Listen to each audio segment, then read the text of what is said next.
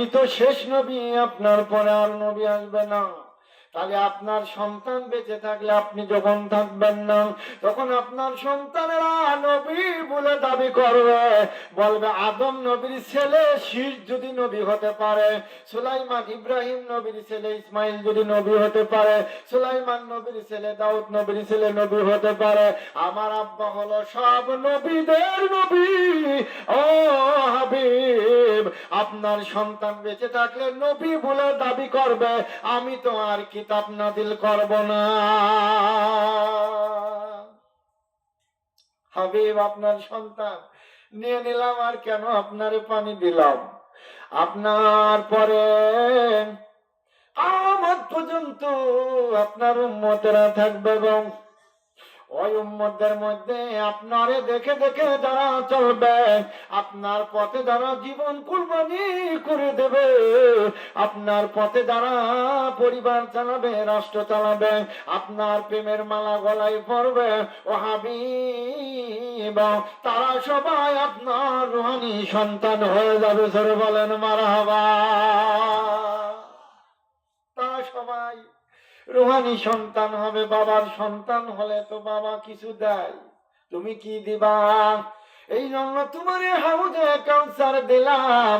কিয়ামতের ময়দানে যেদিন এক পেয়ালা পানির জন্য হাসরের ময়দানে উম্মতেরা ছটফট ছটফট করবে, ওই দিন তোমাকে হাউজে কাউসার দিয়ে দেব।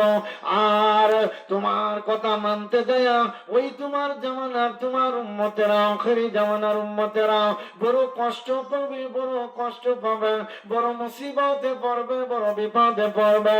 একের পর এক মামলা হবে, জুলুম হবে, নির্যাতিত হবে। এদেরকে কিয়ামতের ময়দানে হাবিব ওই দিন আপনার রুহানি সন্তান হবে, আর এদেরকে আপনি হাউজে কাউসারের পানি পিলাইয়া দেবে। খারাপ লাগে ভাই? তাহলে হাউজে কাউসারের পানি কারা পাবে, আর কেন হাউজে কাউসার আল্লাহ দিলেন? সূরা কাউসারের মধ্যে আল্লাহ তাফসীরের মধ্যে ঘটনাগুলো আছে যে আল্লাহ রাব্বুল আলামিন জানে যে নবী থাকলে আজকে কি মারামারি হতো রে ভাই। দেখেন আজকে আমাদের জামানায় এখন তো নবীর ছেলে নাই, সন্তান নাই, নবীর ওয়ারিসেরা ইসলামের মধ্যে সবাই আমরা উম্মত। তাহলে আমাদের মধ্যে কত দল আছে না নাই? লম্বা টুপি গোল টুপি দেখতে পারে না, গোল টুপি লম্বা টুপি দেখতে পারে না, আছে না নাই?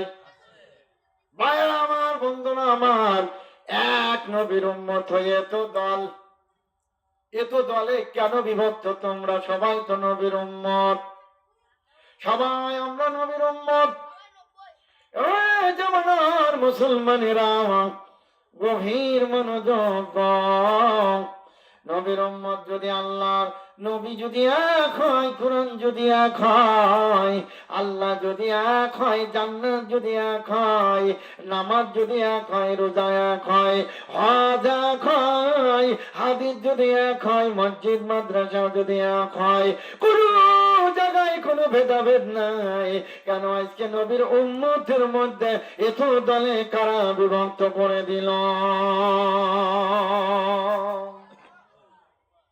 আমার রামেরা জানে ওই উম্মতি মুহাম্মদকে যদি বিভিন্ন দলে খণ্ড খণ্ড না করা যায়, আমাদের স্বার্থ হাসিল হবে না। এই জন্য তারা পলিটিক্স করে, তারা বুদ্ধি দিয়ে এই উম্মতি মুহাম্মদকে খণ্ড খণ্ড করে দেয়। এর ভিতরেও আবার কিছু হুজুররা মনে করে যে আমরা মনে হয় আমাদের ভালোই হচ্ছে, ঠিক না বেঠে? কিছু হুজুর এক হয় আবার সরে যায়, মনে করে যে আমার তো পীর মুরিদি ব্যবসা আছে, লক্ষ লক্ষ টাকা মানুষ হাতে দিয়ে যায় মুসাফা, তাহলে আমাদের ব্যবসায় যদি ধস নামে তাহলে বিপদ আছে না নাই? জোরে বলেন আছে না নাই? মাঝে মাঝে এক হয় আবার চলে যায়। ক্ষমতা দরকার নাই, আল্লাহর দ্বীনের কাছে আসেন, আল্লাহর রাসূলের আদর্শের কাছে আসেন। ক্ষমতা নেওয়ার দরকার আছে আমাদের?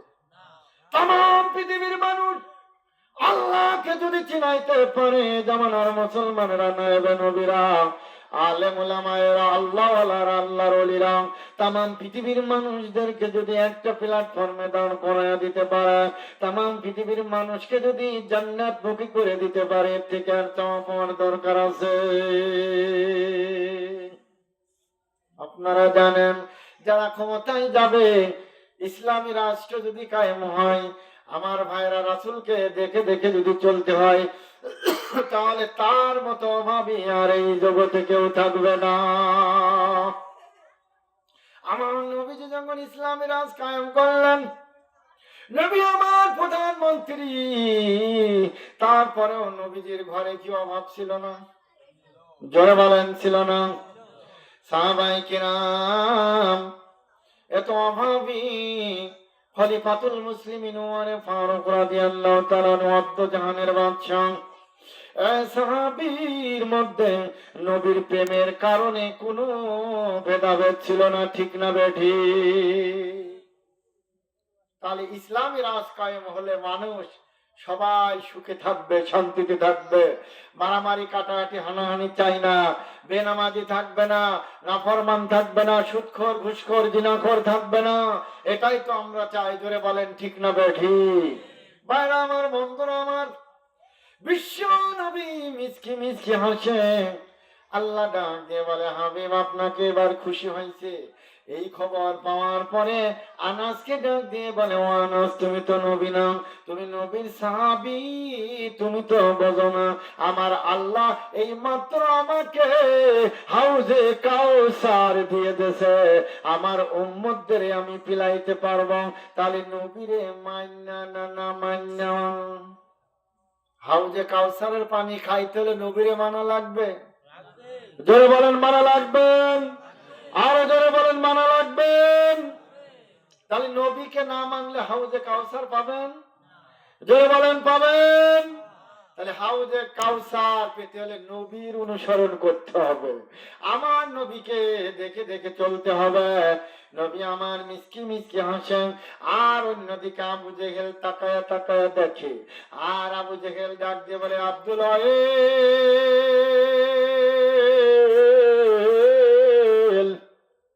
ও আব্দুল্লাহ, তুই কি মুহাম্মাদের কাছে মুরিদ হয়ে গেলি রে, নাকি তুই কি মুহাম্মাদের কালেমা পড়ে নিলে? এবার আব্দুল্লাহ ডাক দিয়ে বলো, ও আমার নেতা, শোনো গো, শোনো শোনো, আমি মুহাম্মাদের কাছে মুরিদও হই নাই, মুহাম্মাদের কাছে আমি কালেমাও পড়ি নাই, মুসলমানও হই নাই, আমি মুহাম্মাদের যন্ত্রণা দিই, আমি মুহাম্মাদকে নিয়ে উপহাস করি। মুহাম্মাদ চোখের পানি ছেড়ে কাঁদতেছিল। তাহলে আল্লাহ রাসূলকে কষ্ট দিলে আল্লাহ তার সাথে কি করে? ধরে বলেন, কি করে? যুদ্ধ ঘোষণা। ওয়াজ কিছু শুনে বাড়ি নেওয়ার চেষ্টা করেন, আর নাইলে বাড়ি গেলে বিবি যদি জিগায়, আমির হামজা কি ওয়াজ করে গেল, কি শুনে হয়তো বলো তো একটু। তাহলে কিছুই যদি বলতে না পারেন এই ঘুম কামই দিয়ে, তাহলে লাভ হবে? তাহলে ওয়াজ শুনতে হবে যে যুদ্ধ ঘোষণা করে। তাহলে নবী এখন নাই, নবীর ওয়ারেস আছে না নাই? এখন তো নবীর সাথে কেউ বিরোধিতা করতে পারবে না। নবীর সাথে বিরোধিতা করেছে আবু জেহেল, উতবা, শাইবা, আর এখন নবীর ওয়ারিসদের সাথে, নায়েবে নবীদের সাথে বিরোধিতা করবে ওই নব্য ফিরআউন, নব্য উতবা, নব্য আবু জেহেল। জোরে বলেন, ঠিক না বেঠিক? আর এদের মাধ্যমে আল্লাহ খুশি হয়ে যাবে। এদের সাথে যারা যত যুদ্ধ ঘোষণা করবে, যারা যারা যত লড়বে, তারা তত মরবে। জোরে বলেন, ঠিক না বেঠিক? আর আল্লাহ কি করবে? তাদেরকে বন্ধু বানায় নেবে। জোরে বলেন, মারহাবা। আমরা মনে করি ইসলাম গেল গেল। ইসলাম কি কারণ মামার বাড়ির মুয়া? হ্যাঁ, ইসলাম কি উড়িয়ে আসছে? এই গোড়াই নদী দিয়ে ভেসে আসছে? না, ইসলাম কি সুরমা নদী দিয়ে আইছে, না আটলান্টিক মহাসাগর দিয়ে আইছে? ইসলাম এদেশে আল্লাহ, আল্লাহর রাসূলেরা, আল্লাহর ওলিরা, সাহাবায়ে কেরামেরা, এই উপভারত মহাদেশের মধ্যে কোন নবী রাসূল আসেন নাই। এক ঝাঁক আল্লাহর ওলিরা, দিনের বীর মুজাহিদেরা এদেশে কালেমার মালা প্রচার করেছে। ধরে বলেন সুবহানাল্লাহ। শাহজালাল আলী আমিনী মুদাররিস রাহমাতুল্লাহ আলাইহি ইতিহাস জানেন আপনারা, গৌরব গোবিন্দ ওই ভারতের প্রভাবশালী একজন বাদশা ছিল, জালেম বাদশা। এই গৌর গোবিন্দ তার বিরুদ্ধে যুদ্ধ ঘোষণা করেছিল। অপরাধ ছিল কি, একটা মানুষ গরু জবাই করেছিল, আর সেই গরুটা ছিন্নি করেছিল, ভালো একটা কাজ করেছিল, মানবতের নিয়তে এক টুকরা গোস্ত তার বাড়িতে ফেলেছিল। বলে আমার রাজ্যের মধ্যে গো জবাই করে কে? দেখেন কত বড় হিংস্র, যে আমার রাজ্যের মধ্যে তো বড় সাহস, তাকে নিয়ে টুকরা টুকরা করে কেটেছিল। আর সেইটার প্রতিবাদ করেছিলেন শাহজালাল আমিনী মুদাররিস রহমাতুল্লাহ আলাই। উনি তার দলবল নিয়ে তার সাথে যুদ্ধ ঘোষণা করেছিলেন।